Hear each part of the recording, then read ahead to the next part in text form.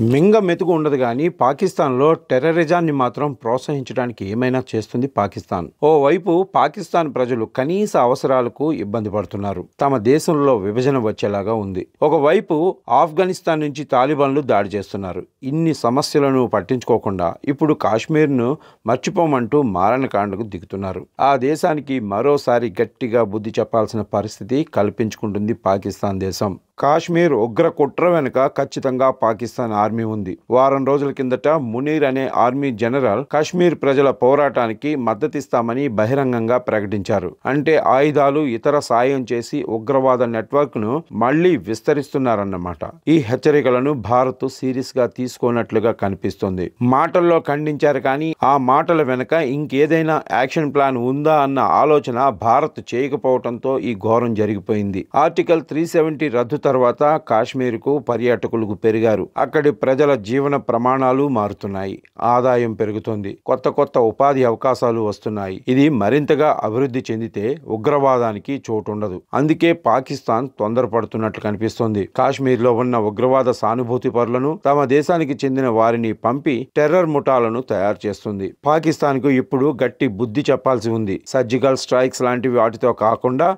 ఇప్పుడు ప్రపంచంలోని చాలా దేశాలు తమ రక్షణ కోసం తమపై ఎవరు దాడి చేస్తారో వారిని ముందుగానే అంతం చేస్తున్నాయి. అయితే ఇప్పుడు పాకిస్తాన్ అంతు చూడాల్సిన సమయం వచ్చింది. పాకిస్తాన్ ఆర్మీ ప్రత్యక్ష సహకారంతో జరిగిన ఘోరం ఇది. దీనికి తగ్గట్టుగా రియాక్షన్ చూపించాల్సి ఉంటుంది అని భావిస్తున్నారు విశ్లేషకులు.